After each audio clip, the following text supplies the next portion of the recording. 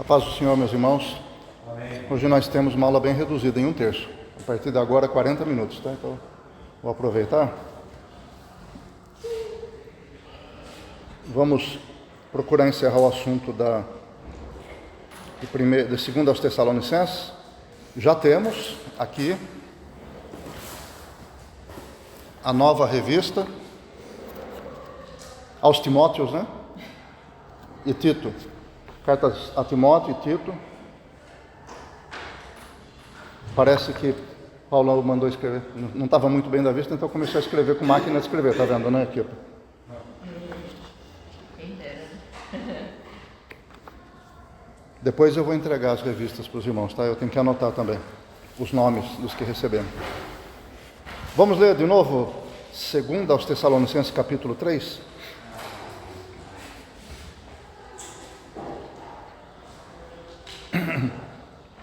Finalmente, irmãos, orai por nós, para que a palavra do Senhor se propague e seja glorificada, como também o é entre vós. E para que sejamos livres de homens perversos e maus, porque a fé não é de todos, mas fiel é o Senhor, o qual vos confirmará e guardará do maligno. E quanto a vós, confiamos no Senhor, que não só fazeis, mas fareis o que vos mandamos. Ora, o Senhor encaminhe os vossos corações no amor de Deus e na constância de Cristo. Mandamo-vos, irmãos, em nome do Senhor Jesus Cristo, que vos aparteis de todo irmão que anda desordenadamente, e não segundo a tradição que de nós recebestes, porque vós mesmos sabeis como deveis imitar-nos, pois que não nos portamos desordenadamente entre vós. E nem comemos de graça o pão de ninguém. Antes, com labor e fadiga, trabalhávamos noite e dia para não sermos pesados a nenhum de vós. Não porque não tivéssemos direito, mas para vos dar em nós mesmos exemplo, para nos imitardes. Porque quando ainda estávamos convosco, isto vos mandamos: se alguém não quer trabalhar, também não coma. Porquanto ouvimos que alguns entre vós andam desordenadamente, não trabalhando, antes intrometendo-se na vida alheia. A esses, tais, porém, ordenamos e exortamos por nosso Senhor Jesus Cristo, que trabalhando sossegadamente comam o seu próprio pão. Vós, porém, irmãos, não vos canseis de fazer o bem. Mas se alguém não obedecer à nossa palavra por esta carta, notai-o e não tenhais relações com ele, para que se envergonhe. Todavia não o considereis como inimigo, mas admoestai-o como irmão. Ora, o próprio Senhor da paz vos dê paz sempre e de toda maneira. O Senhor seja com todos vós. Esta saudação é de próprio punho, de Paulo, o que é o sinal em cada epístola. Assim escrevo: a graça de nosso Senhor Jesus Cristo seja com todos vós. Você reparou que, ainda que seja Paulo que esteja escrevendo esta carta, desde o começo, ele não se identifica como o único autor da carta, ele sempre fala no plural, né? Nós. Ele começa a carta dizendo Paulo e Silvano, Timóteo, e ele continua a carta toda falando em nós, não falando eu. Pode haver aqui uma gentileza dele com relação aos companheiros, pelo fato de terem sofrido com ele em Tessalônica, terem padecido perseguições, ter que sair corridos de lá, como nós falamos. Pode ser isso, pode ser também que ele esteja propositadamente atribuindo autoridade a essas pessoas, em vez de ele somente como apóstolo falar, ele pode estar usando o nome dos outros dois, para que esses dois venham a ser reconhecidos em Tessalônica também, como pessoas que devem ser respeitadas na propagação do Evangelho. Isso para nós tem algum tipo de ensino? Eu acredito que sim, né? Que se nós não fazemos a obra sozinhos, não tem por que a gente receber os elogios sozinhos, e nem requerer autoridade só para nós mesmos. Então, aqui foi um grupo de 3 pessoas que atuam em Tessalônica. Foram essas 3 pessoas, Paulo, Silvano e Timóteo, foram perseguidos, estavam pregando o Evangelho, e os 3 tiveram que sair corridos de lá. Então, me parece que Paulo de alguma maneira, quer que os tessalonicenses vejam que eles três estão envolvidos nessa palavra, nessa carta que ele está mandando. E aqui no final você viu que ele diz também, quer por nossa epístola, ele fala até deles coletivamente também, no plural. E o que pode ter acontecido é que eles não tenham trabalhado o tempo todo juntos. Pode ter ocorrido deles terem trabalhado algumas vezes separadamente, alguém trabalhando com um grupo de crentes, outro com outro grupo, ensinando assim separadamente. E se ele manda uma carta escrita com o próprio nome, só com o próprio nome, um grupo que foi trabalhado, vamos dizer, por Silvano, outro grupo que foi trabalhado por Timóteo. Quer dizer, peraí, mas Paulo não trabalhou isso aqui com a gente, né? Ele não ensinou isso. Então ele citando o nome dos três na carta, demonstrando a autoridade do trabalho dos três junto àquela igreja, ele acaba cercando todas as pessoas, colocando todas as pessoas que foram evangelizadas debaixo da autoridade dos três, independentemente do fato de ter sido, os crentes terem sido trabalhados em grupo, por um deles, por um dos três, outro dos outros três. Deu para compreender a história? Então foi para que, acredito que seja para confirmar o trabalho dos outros dois também. E é importante, nós percebemos que se as pessoas vão trabalhar conosco, como é provável que ele quisesse usar Silvano e Timóteo no trabalho futuro também em Tessalônica, que desde logo ele mostrasse a autoridade que esses dois têm na palavra de Deus, junto com a igreja. Serve isso para a gente de que maneira? Nós lembramos daquela palavra que está escrito na Bíblia, que um semeia, né? Outro rega, outro colhe, mas é Deus que dá o crescimento. Lembramos disso, que não somos nós, individualmente, que fazemos a obra toda. Eu ganhei aquela igreja todinha para Jesus, foi eu que evangelizei. Não é bem assim, né? Eu ganhei aquela família para Jesus. A gente pode até falar assim, mas não é exatamente isso. Por quê? Porque Deus pode ter usado outras pessoas nesse processo todo, nesse tempo, e a gente não está sabendo. Talvez a gente chegou lá, aquela família ainda estava no paganismo, com seus ídolos, a gente pregou 15 minutos, todo mundo se converteu em lágrimas. Mas será que na semana anterior não passou lá um grupo evangelizando e que foi minando as resistências do paganismo? Será que já não havia um grupo de pessoas orando por aquela família? Alguém já não tinha mandado uma carta? Alguém não deixou um folheto na caixa postal, na caixa de correio deles? E a gente chegou lá, só colheu o fruto. Então, vamos entender isso, que o trabalho, a obra do Senhor é coletiva, é da igreja mesmo, é da igreja. E nós não fazemos tudo sozinho. Às vezes dá a impressão que a gente faz tudo sozinho, mas não fazemos não. E aqui é uma boa lição para nós, esta carta ser escrita, sempre falando na primeira pessoa, né? Sempre do plural. Sempre falando nós, é isso, nós, aquilo. Nós mandamos em nome do Senhor Jesus.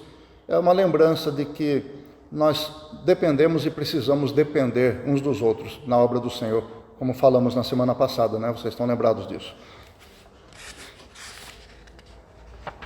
Orai por nós, para que sejamos livres de homens maus. Confiamos no Senhor que não só fazeis. E aí vai. Vamos aqui caminhando para onde nós paramos na semana passada. Mas vamos voltar um pouquinho para o versículo 6. Quando Paulo, eu digo Paulo aqui, mas estou resumindo os três, né? Ele assinou a carta, mas aqui vamos falar dos três. Quando ele diz que nós mandamos em nome do Senhor Jesus que vos aparteis de todo irmão que anda desordenadamente, e não segundo a tradição que nós recebestes, nós falamos a respeito de quem está aqui, o original grego mostra que quem está andando desordenadamente é aquele que está fora da tática, né? Como se estivesse fora da tática militar.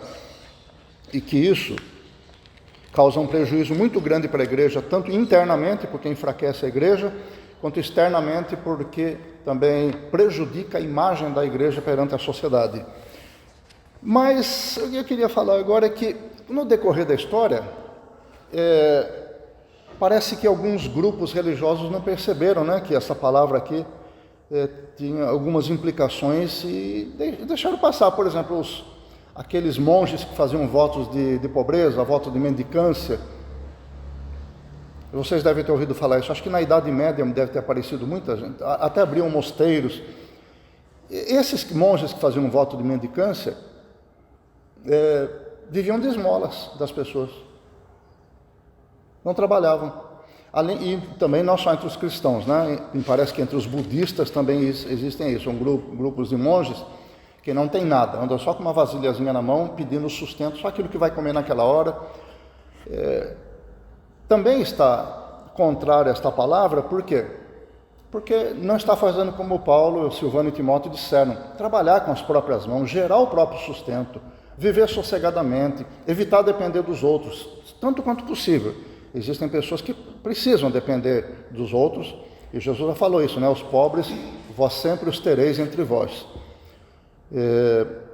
Mas, justamente dentro do clero católico da época, se permitir um grupo de pessoas, né, até uma instituição formal dentro da igreja que vivia de esmolas, é frontalmente contra essa palavra de Deus. Jesus nunca mandou ninguém viver recluso, isolado da sociedade, como se dessa maneira evitasse o pecado, porque o pecado não está simplesmente ao redor de nós, está dentro de nós, né? A concupiscência nossa, como diz Tiago, é aquela que vai gerar o pecado. Então, esse é um problema sério, se isolar da sociedade para poder evitar o pecado. E segundo, viver de esmolas, sem trabalhar, sem produzir, como se não houvesse mais pobres. Então, quanto mais religiosa é a pessoa, quanto mais essa pessoa quer se dedicar ao Senhor, à vida de oração, tanto mais essa pessoa tem que entender que a palavra de Deus é para ela também, não é só para os outros. Eu não posso selecionar qual parte da palavra de Deus eu vou obedecer e qual parte eu vou deixar de lado pelas minhas preferências. Vocês não podem dizer assim, você está falando dos monges católicos que fazem voto de pobreza, voto de mendigo, não diz respeito a nós. Não é bem assim não. Eu já conheci pessoas que disseram, agora eu vou viver da palavra de Deus, eu vou viver só para a obra de Deus. Eu conheci pessoas, sei até o nome, mas não vou dizer. Gente que deixou emprego, e emprego bom, emprego muito bom, com família, com filho, e deixou emprego, disse que ia viver da palavra, e ficou andando de um lado para o outro com a Bíblia embaixo do braço, e está até hoje. Isso deve estar acontecendo já há uns 20 anos, sem emprego, dependendo de ajuda dos familiares, fazendo a família passar por privações, e diz que vai viver da palavra. Aí fica de um lado para o outro, tem oração não sei, vai lá, tem oração no monte, vai, tem oração na casa não sei quem, vai. É bom fazer isso, participar dos trabalhos de oração, claro, é necessário para o crente, mas tudo no tempo certo, né? Eu vi também várias pessoas que não cuidavam da própria casa para andar de um lado para o outro, levando mensagens, recados de Deus, profetizando, levando revelações. E não é isso que a palavra de Deus diz. Nós temos que cuidar da nossa vida particular. A nossa vida particular é integrante do reino de Deus. Nós temos que cuidar da nossa família. Como Paulo escreve a Timóteo, nós vamos ver, se Deus quiser, na próxima revista, que se alguém não cuida dos seus familiares, negou a fé e é pior do que infiel, diz a Bíblia. Quer dizer que a pessoa diz que vai viver da obra de Deus, vai passar o dia fazendo a obra de Deus e deixa a família passando necessidade em casa, nem trabalhar não trabalha. A Bíblia está dizendo, negou a fé e é pior do que o infiel. Eu estou falando para os irmãos isso aqui, que estão me ouvindo aqui, sentadinhos aqui presencialmente, mas não é só para vocês não, é para quem vai ouvir a gravação. Existem pessoas que têm que criar vergonha na cara como crentes.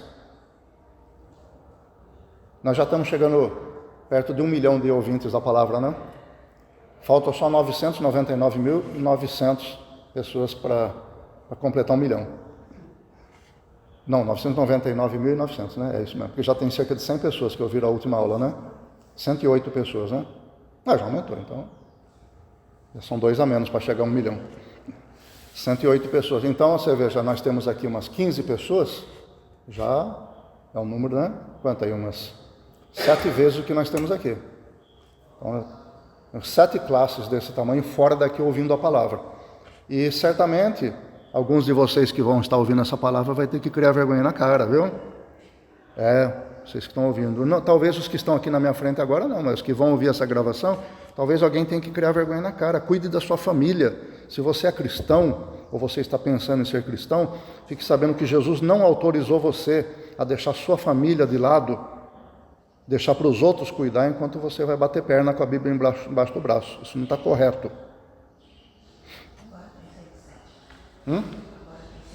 Falou que agora tem 107, alguém deixou de ser meu seguidor. Mas é assim mesmo, vou fazer o quê? Eu conheci uma família aqui em Pirassununga, ali na Vila dos Sargentos, no século passado, quando eu morei ali. O sargento e a mulher dele, bem novinhos, eram muito fechados para conversa, para vizinhança, e eu acho que eram espíritas. Um dia se converteram. Gente, mas foi um espetáculo a conversão. Começaram a ir para a rua evangelizar. Eles gastavam o domingo evangelizando. E a moça não podia ter filhos, mas um dia Deus concedeu para ela que engravidasse. E ela, com a barrigona desse tamanho, ela passava o domingo evangelizando, junto com o marido. Ela não parou.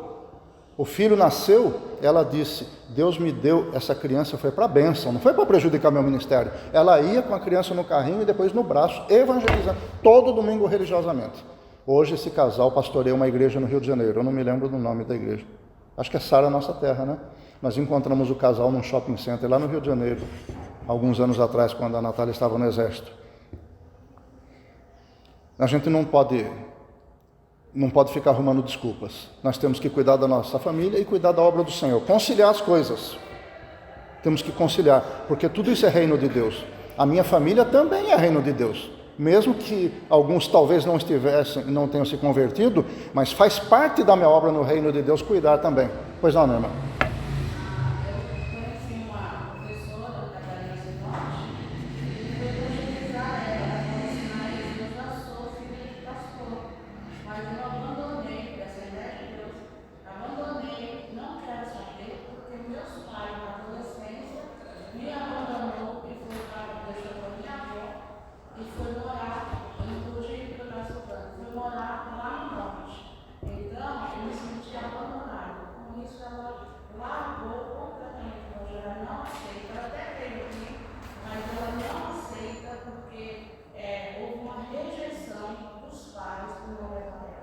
É tristeza.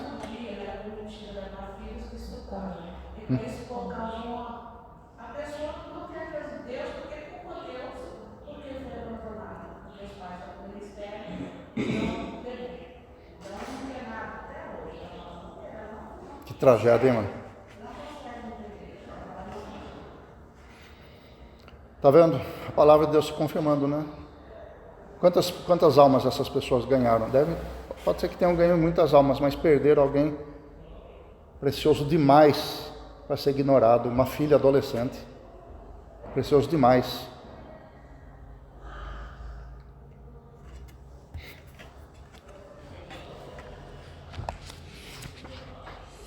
E Paulo diz que não se portou dessa maneira diante daquelas pessoas. Ele diz que eles tinham o direito de comer e beber às custas da igreja, mas a igreja passava dificuldade. Então eles falaram, então nós não vamos, nós não quisemos ser pesados. Então trabalhávamos dia e noite com fadiga e também evangelizava, né? Ele está dizendo que trabalhava dia e noite com fadiga, mas ele também evangelizava e orava. Nós já abordamos este assunto aqui. Quem está ouvindo, quem está aqui presente, entenda, não estou falando com relação ao sustento dos obreiros do tempo integral da casa do Senhor, não tem nada disso. Isso é bíblico, eles têm que ser sustentados, Eu falei aqui na semana passada que nós não pagamos para que o missionário trabalhe pela igreja, assim também é o pastor. A igreja não paga para o pastor trabalhar e dirigir a igreja, só o Senhor Jesus pode pagar. O que nós fazemos é contribuir de forma digna, decente, para que o pastor e sua família, para que o missionário e sua família possam custear suas necessidades básicas. Nós não estamos pagando pelo ministério, não é possível pagar pelo ministério de alguém. Irmão, vai entregar uns folhetos hoje que eu lhe dou R$20 para fazer isso. Isso é absurdo, não é não? Isso é galardão que o Senhor prometeu àqueles que trabalham na obra. O nosso pastor e sua família vão ganhar seu galardão pelo trabalho, pela dedicação, que não tem nada a ver com o salário que a igreja paga. Então, não vamos cair nessa armadilha de pensar que nós estamos pagando para o pastor pastorear a igreja. Não vamos cair nessa armadilha, não. Não estamos pagando para o missionário também representar a igreja, não. Nós estamos fazendo a nossa obrigação de sustentar essas pessoas enquanto elas se dedicam à obra do Senhor. Dever nosso. E isso tem que ser feito com amor. Por pessoas que deixaram tudo, seus sonhos, para se dedicar à obra do Senhor por nossa causa. Ok? Pois não, né? Teve uma época que a minha igreja fez aniversário, depois a nossa igreja ia fazer. E foi um casal cantor, no sábado e domingo cantava na igreja. E a gente até gostou. E tinha várias pessoas junto com a gente. Aí, quando terminou tudo lá, eu cheguei no casamento e disse, ó, nossa igreja está fazendo aniversário, será que a possibilidade de vocês ir lá, cantar, né, fazer, né? Eu trabalho aqui. Agora, nós vamos. Nós estamos aqui para ganhar dinheiro, é 5 mil reais, se vocês quiserem, nós vamos. Naquela época. Eu falei, mas vocês não trabalham com Jesus, a gente dá uma oferta. A gente dá aquilo que a gente pode, que a gente pode dar. Não, nosso valor é isso daqui, tem que dar pouso e liga. Então, os filhos dela estão trabalhando lá, ganhando, está explorando. Estão trabalhando pelo dinheiro, né? A gente conhece alguns exemplos tristes também, né? Mas aí esse é outro extremo de que eu ia falar agora. Existe outro extremo. Existem pessoas que estão enriquecendo à custa do Evangelho. Pessoas que tinham uma vida... Há pastores por aí, chamados apóstolos, que tinham uma vida até boa, mas agora tem uma vida excepcional, nababesca, uma vida de faraó, à custa do Evangelho. Tá certo isso, gente? E não é só na igreja cristã, na igreja católica a gente vê isso também, né? Palácio de Jesus Cristo, né? Aquele palácio do Vaticano, cheio de guardas, muito ouro, com banco próprio, com muito pompa e circunstância. Jesus Cristo morou lá, não foi ele que deu exemplo disso? Ele disse, o Filho do Homem não tem onde reclinar a cabeça. E hoje tem gente que se diz representante de Jesus, andando como se fosse um faraó nas ruas. Que é isso? Então esse é outro extremo. Os apóstolos de hoje estão dando exemplo? Como Paulo era apóstolo. Não porque não tivéssemos direito, mas para vos dar exemplo, para nos imitardes. Nós temos alguma coisa para imitar nos apóstolos de hoje? Que é só venha, dinheiro, Pix, depósito bancário, boleto, é só dinheiro. Oferta 100 porque Deus vai dar 10 mil, 100 vezes tanto. Isso aqui agora é a oferta de quem vai dar R$1.000, depois é de 500. Você quer bênção pela metade? Então você dá 500. Esse é outro extremo vergonhoso de uma igreja que está deixando de servir o Senhor Jesus Cristo para servir Mamon, que é o Deus do materialismo, das riquezas, e cada vez mais, né? Semana passada eu falei de uma igreja presbiteriana que fechou as portas nos Estados Unidos, lembra? Com mais de 170 anos de idade, uma cidade de 200 mil habitantes, a igreja fechou as portas porque a membresia não era suficiente para manter o trabalho. Onde estão os outros, gente? Onde está a dedicação à obra? Quantas igrejas começam com 2 ou 3 pessoas para depois crescer? Aquela igreja tinha, eu não lembro se era 9 ou era 19 pessoas. Estava fechando as portas porque aquelas pessoas que estavam ali não conseguiam mais manter a igreja, saía muito caro. Mas quem que está dizendo que é preciso pagar para fazer a obra de Deus? Pelo amor de Deus! Como é que a igreja fecha as portas porque não tem dinheiro? E desde quando a igreja precisa de dinheiro para funcionar? Se não está arrecadando o suficiente, então continue o trabalho nas casas. Mas vai parar o evangelho? Vai parar? Então vamos para casa agora, acabou o trabalho da igreja porque não tem mais dinheiro. As coisas estão se invertendo. Quer dizer que nós estamos pensando agora na arrecadação? Eu quero que os irmãos que não são dizimistas, que estão ouvindo essa gravação, que não são dizimistas, que não são ofertantes, se envergonhem disso. Porque a igreja, a instituição, precisa do sustento e somos nós que sustentamos. Nós não recebemos dinheiro do governo. A igreja precisa ser sustentada para ter um mínimo de conforto para os membros, para os visitantes, para subsidiar todo o seu trabalho. É preciso ter essa contribuição. Somos nós que damos, com aquilo que Deus nos dá. Só tiramos o nosso dever de tirar 10% do que Deus nos dá para investir na obra do Senhor. Não é muito não. Se for muito, quiser dar metade, a gente vai orar para Deus cortar seu salário pela metade. Pronto, aí seu 10% vai ser só a metade. Mas nós temos o nosso dever com o Senhor. Não adianta falar, isso foi no tempo da lei, agora nós estamos no tempo da graça. Então leia a Bíblia toda. Leia a Bíblia toda para ver que isso não é uma ideia correta. Mas também, apesar disso, nós não podemos pensar que a igreja se mantém de pé porque nós estamos botando dinheiro nela. Não é isso. A igreja se mantém de pé porque nós estamos dando lugar para o Espírito do Senhor operar no nosso meio. Porque quando nós pararmos de dar lugar para o Espírito do Senhor, a glória do Senhor se vai embora, e fica só o prédio com os membros, e depois os membros vão atrás, vão embora também. Então nós temos que ser fiéis em tudo, como Jesus disse dos fariseus, que diziam que batiam no peito porque davam o dízimo do endro, da hortelã, do cominho, mas não praticavam a justiça. O que Jesus disse? Façam aquelas coisas sem deixar de fazer estas. Nós temos que fazer toda a nossa parte. Não é só fazer metade e bater no peito e dizer, eu estou fazendo a minha parte. Não está. Porque existem pessoas que são dizimistas, fiéis, mas não põem um suor na obra do Senhor, não move uma palha na casa do Senhor. Não pega um papel de bala do chão, pelo amor de Deus. A igreja não quer seu dinheiro, a igreja quer sua vida. A obra do Senhor quer a sua vida inteira.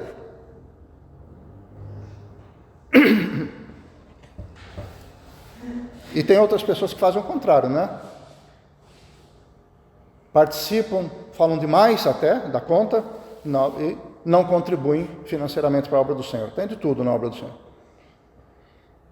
Nós temos que ser crentes equilibrados e fazer todo o nosso dever, tudo aquilo que nos compete, a obra do Senhor. Não é fazer uma parte e depois bater no peito como os fariseus faziam, não. E Jesus disse que se a nossa justiça não exceder em muito a dos fariseus, nós nunca vamos entrar no reino dos céus. Aí você vai falar, mas a salvação é pela graça. Só que Tiago fala, um dia talvez a gente estude, que a fé sem as obras é morta. Quer dizer, as obras são a exibição prática da fé. Eu tenho fé, então eu mostro através das obras.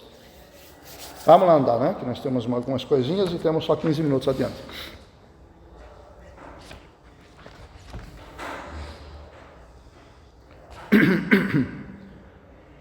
Aí Paulo dá essa bronca aqui na versículo 12. 11. Porquanto ouvimos que alguns entre vós andam desordenadamente, não trabalhando, antes, intrometendo-se na vida alheia. Parece que é uma característica das pessoas que não querem fazer nada por pura preguiça, né? Não tem o que fazer na própria vida, mas tem o que fazer na vida dos outros. É assim, não parece que é isso mesmo? Ele não tem mais nada para fazer, está tranquilo da vida. Não sente necessidade de trabalhar, depende dos outros, mas dá pitaco na vida dos outros, aí isso é necessário, é o ministério dessa pessoa. Acha que com a Bíblia embaixo do braço, indo dar um conselho aqui, dar uma palavra ali, fazer uma oração com não sei quem, e sabendo da vida de todo mundo, acha que está fazendo a obra de Deus, está fazendo a obra de Satanás, se intrometendo na vida dos outros, andando de forma desordenada, prejudicando a imagem da igreja, e deixando uma porta aberta para o inimigo entrar e semear o joio na igreja. Gente que pensa que está fazendo a obra do Senhor, está fazendo a obra do diabo, hein? Coisa impressionante. A esses tais, porém, versículo 12, obrigado. A esses tais, porém, ordenamos e exortamos por nosso Senhor Jesus. Aqui Paulo, Silas e Timóteo usando a autoridade do nome de Jesus. Ordenamos e exortamos por nosso Senhor Jesus Cristo, que trabalhando sossegadamente comam o seu próprio pão. Vós, porém, aí Paulo, ele deu bronca nos desordenados, aí ele vira para os outros. Vós, porém, irmãos, não vos canseis de fazer o bem. Que é interessante, né? Ele diz que não é para sequer ter relações, comunhão com essas pessoas que estão desordenadas, mas o restante da igreja não pode se cansar de fazer o bem. Parece que está havendo uma contradição aqui, mas não. É para que a igreja preste atenção, que não confunda os necessitados com os preguiçosos. Fundamentalmente é o que Paulo está dizendo com isso. Continue a ajudar quem é verdadeiramente necessitado. Continue a fazer a obra do Senhor, estender a mão para aquele que precisa mesmo. Mas não confunda isso com preguiçoso. Então nós temos que ter discernimento. A igreja tem que ter discernimento. Não é só ajudar. Não é só estender a mão. Porque existem pessoas que, quando estende a mão pedindo alguma coisa, você deve apertar a mão daquela pessoa, estou falando figuradamente, segura a mão da pessoa, puxa para perto e fala: você precisa criar vergonha na cara.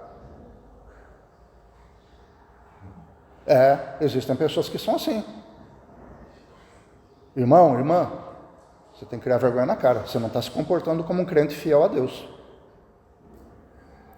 É duro isso? Mas a Bíblia diz que a gente não deve nem ter comunhão com essas pessoas. Imagine você, se nós tivéssemos um ou mais membros aqui na igreja, membro chupim, aquele que depende viciosamente da igreja, que poderia estar trabalhando, não está, mas está andando desordenadamente, e a gente obedecer essa palavra e dizer: não vamos ter nem comunhão com essa pessoa. A gente cumprimenta, ora, Deus abençoe você, mas você não está se comportando como membro da igreja. É como se fosse dar um gelo na pessoa. É difícil fazer isso? É duro, né? Mas a palavra de Deus está mostrando que isso é como fechar uma porta para Satanás na igreja. Porque disciplinar um membro da igreja é uma questão muito difícil, mas é fechar uma porta para o pecado, para a tentação, para o mal. Porque isso pode até gerar uma corrupção generalizada na igreja.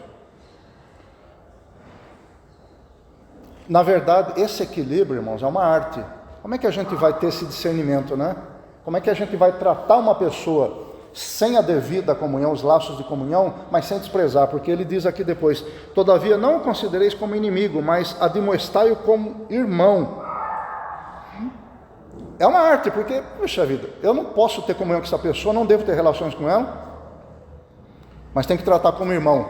Está vendo que é difícil? É um terreno difícil, é um limite muito tênue para a gente. Eu não posso ser duro demais com aquela pessoa, mas não posso ser mole demais. Como é que a gente vai conseguir discernir qual é esse limite? Na base da oração, comunhão com Deus, para que o Espírito do Senhor nos dirija nisso. Pois é. Mas comunhão também não se deixar influenciar por essa pessoa, né? Pode falar mais alto, por favor? É não se deixar influenciar por essa pessoa. Eu acho que Paulo quer com isso também que a gente tome o devido cuidado para que a gente não seja afetado pelo erro dessas pessoas, não seja influenciado pelo erro. Isso é uma função dos mais maduros da igreja, viu? Nós. Lembra na semana passada, o jovem estava aqui, eu disse que os adultos são aqueles que têm mais respostas e menos perguntas. Nós temos que dar mais respostas para isso, é uma função nossa também. Nós temos a obrigação de orientar os mais novos, os jovens, adolescentes, crianças e os novos convertidos, a respeito dessa linha tênue que separa um ato duro de um ato de amor. É dever nosso, nós temos que adquirir sensibilidade espiritual e discernimento para nós termos capacidade de exercitar isso. Porque senão a gente vai ser só naquele a ferro e fogo, é só o preto no branco, certo? Se a gente for fazer isso, a gente vai quebrar pessoas que muitas vezes falta algum ajustezinho só para aquela pessoa se consertar. Isso é uma bênção. E às vezes a gente também, por deixar o negócio andar um pouco mais, a gente acaba perdendo uma pessoa para a negligência, para o pecado. Então, é difícil esse terreno, irmãos, é difícil, mas nós temos que vencer isso em oração, em conhecimento bíblico, em comunhão com Deus, para que o Espírito do Senhor faça isso através de nós. Como Paulo disse, não eu fiz, não, antes foi a graça de Deus que fez isso através de mim. É um terreno difícil, mas a gente tem que estar ligado, senão a gente não vai ser usado pelo Espírito Santo.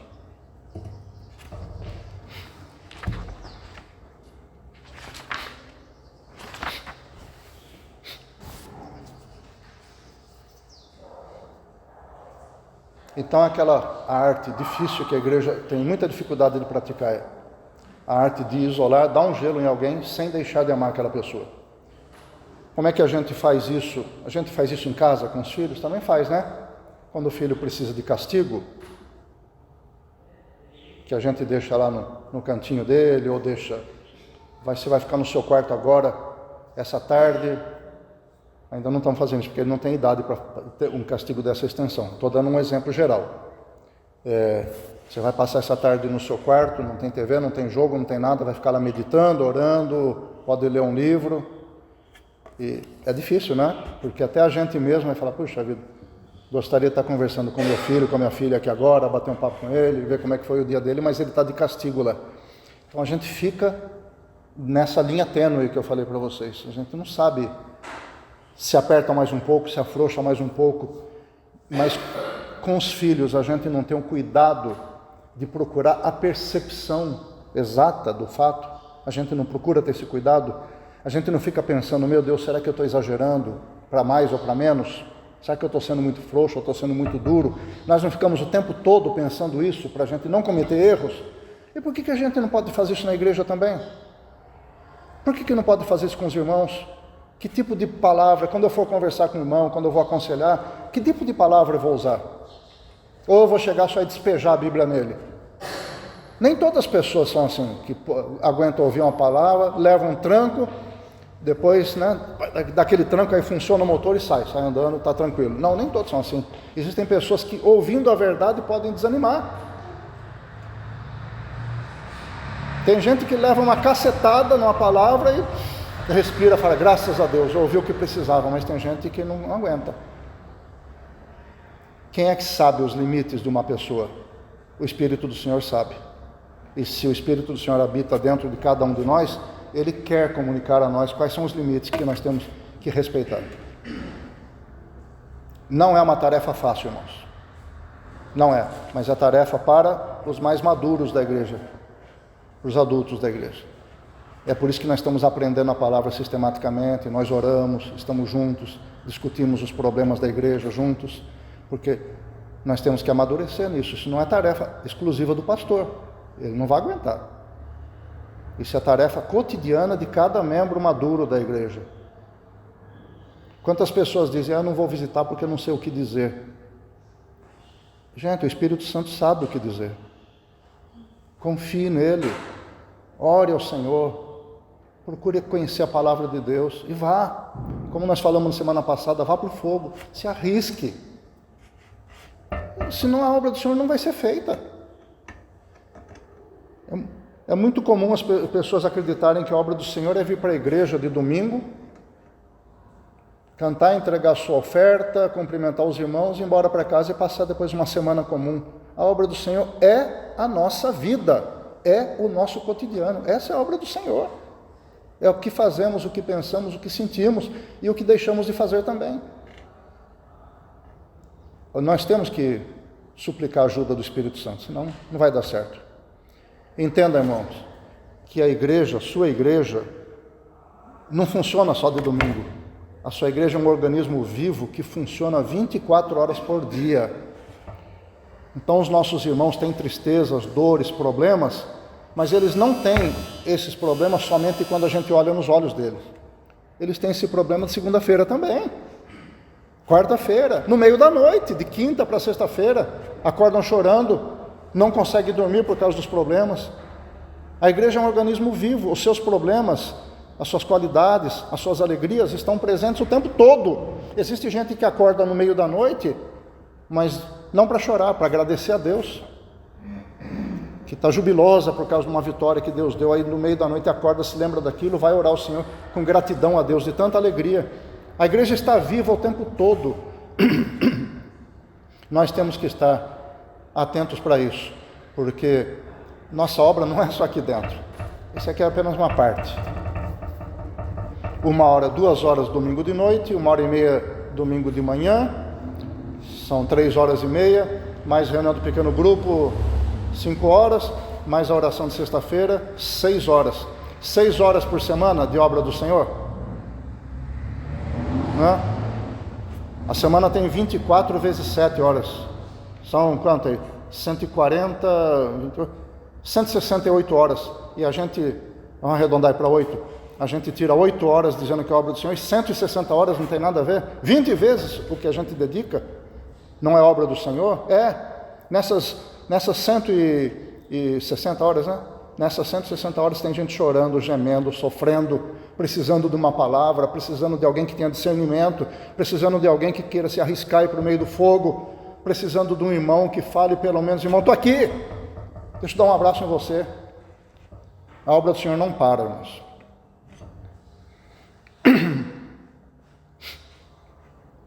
Bem, eu acho que essas 2 cartas aos Tessalonicenses nos ensinaram muitas coisas, né? Porque ler, são até poucos capítulos, somando tudo, poucos capítulos, poucos versículos.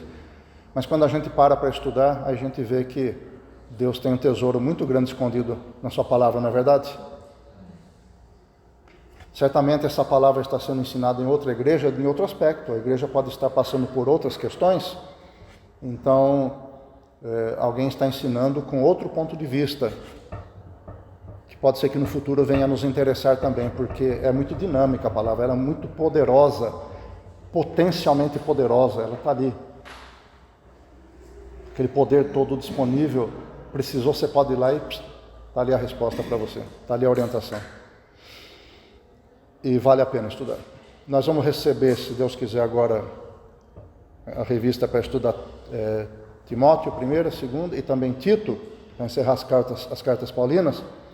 Mas se os irmãos puderem, hoje, amanhã, terça-feira, reler as 2 cartas aos Tessalonicenses e lembrar um pouquinho que nós estudamos, vai ser muito proveitoso, viu?